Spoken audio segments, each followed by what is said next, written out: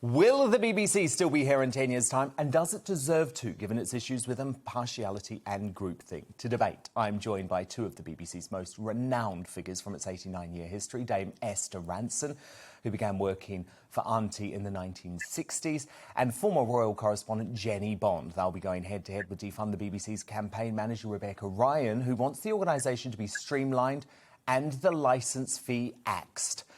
So, look, I have to say, Dame Esther and Jenny Bond, if they had folk like you still working at the BBC, I'd be more likely to trust them. But, Jenny, it's changed. I mean, even you must accept now that the impartial organisation that we all trusted in the 90s when you were there as royal correspondent is not the BBC that we see today. I think it remains absolutely impartial. I don't Really? understand why people... Yes, I really do. I mean, I worked there for 26 years in the newsroom, and I still am very much in touch with the BBC and the way it works. And you get fired at from all sides, and that's as it should be. I don't know the people I worked with, whether they're right wing or left wing. We didn't discuss it. What I do know is that the journalists I worked with alongside were supremely professional, as I hope I was, and that we did not disclose our political views, and we told the story as it was and the facts as we got. That's how I think it still remains. Dame Esther Rantzen, what did you make of Nadine Dorries questioning whether the BBC is going to be around in just a decade's time? Well, it's very difficult to predict these days, isn't it? Because technology is changing so fast. If I have a look at the way children are using Childline, for example, when we started Childline, it was a telephone service. Now they're choosing to stay in touch with us by emails, by live chat. Who knows where technology will take us? But I absolutely agree with Jenny. When you've got reporters of the calibre of Lise Doucette risking her life to tell us the truth from Syria, we have to say that the BBC is doing a fantastic job to keep the world in touch with the truth as against fake news. But, Jenny Bond, when you look at BBC News coverage, even the corporation has admitted that when it came to an issue like Brexit, they were completely out of touch. Well, it seems actually that every media organisation was out of touch on Brexit. Well, not the ones that I was working for. Well, most of them, I think, got it wrong. And I don't think Nadine Dorries really knows what I don't think she can back up what she's talking about. You know, she talks about the BBC being full of people who are privately educated. Actually, the latest figures show that 61% of people employed by the BBC are from state schools. Whereas, I mean, she might look at her own cabinet, where 60% of that Conservative cabinet actually are publicly school educated. Which is shocking too. No regional accents. I mean, I give you no regional accents. You know, what about Adrian Childs? What about Tony Livesey? What about Steph McGovern? What about Stephen Nolan? I mean, I could go on. Kirsty Wark, you know? I mean, she doesn't really know what she's talking about, does she? So, Rebecca Ryan, you've heard there from two legends of the BBC. I think two women that represent the best of the BBC. Quite telling that neither of them are there anymore. But why do you say they're wrong? Well, I think the fact is that the BBC is just, it's outdated.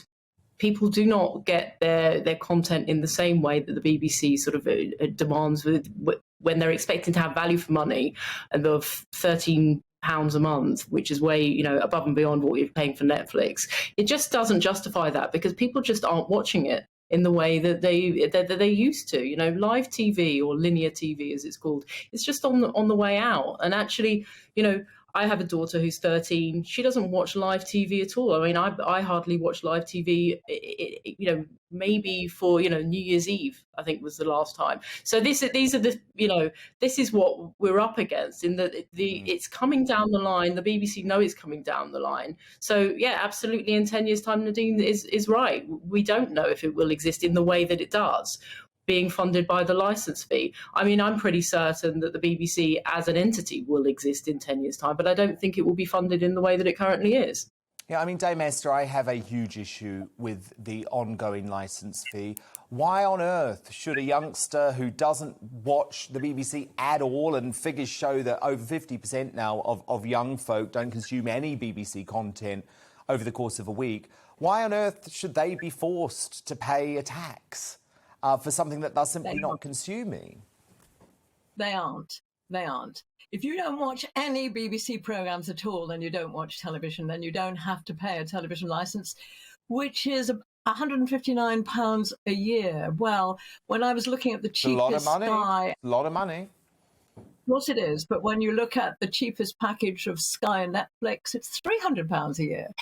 So what do you get for the BBC? Well, for example, when there's a pandemic, when suddenly coronavirus descends upon the world, where does Britain turn to night after night after night to get the most up-to-date statements from politicians and from doctors and from virologists? They turn to the BBC. At 5 o'clock, the nation was turned to the BBC.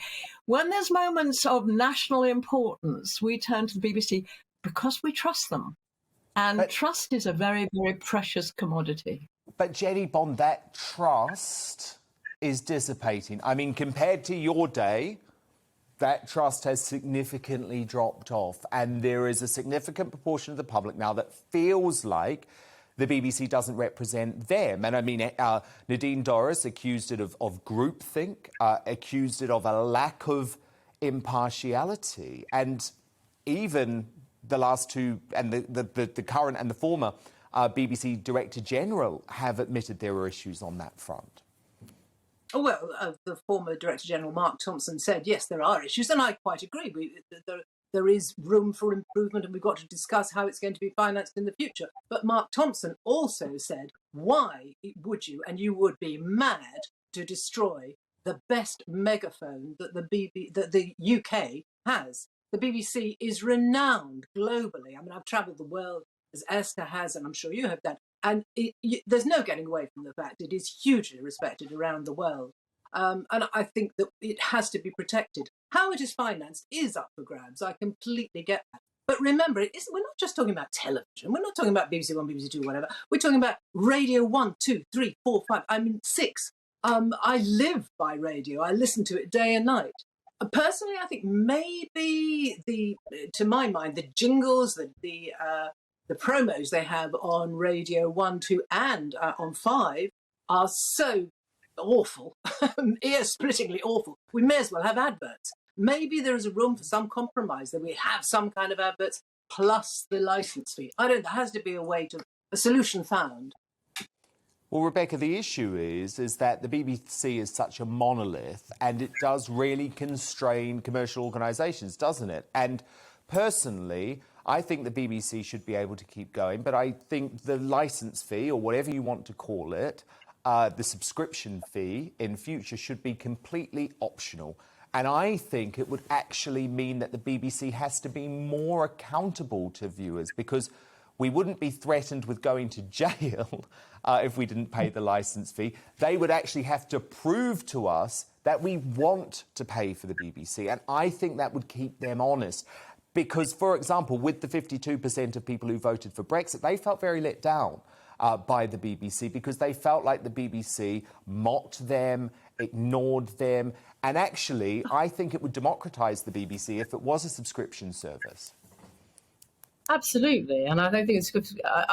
I'm just shocked actually that Jenny's shaking her head at that, because they did mock Brexit voters. You know, I voted for Brexit and campaigned for Brexit, and I remember very clearly how it felt to wake up in the morning when the results had come in, and you know what was plastered all over BBC's website, and that continued relentlessly for years. You know, trying to overturn the democratic will of the British people, and you know people don't forget that. You know, and that's where you know a huge amount of the resentment comes from is how Brexit voters were portrayed by the BBC. And you know, So yeah, but I think that the BBC will continue as an entity. It's a strong brand, but the British people need to be able to be, free to choose whether they pay for it or not. And Esther said, if you don't watch any BBC, then you don't have to have a TV license. Well, that's not true. If you watch any live TV, any linear TV at all, you do have to pay for a TV license. And what's happening is actually it's hastening the end of linear TV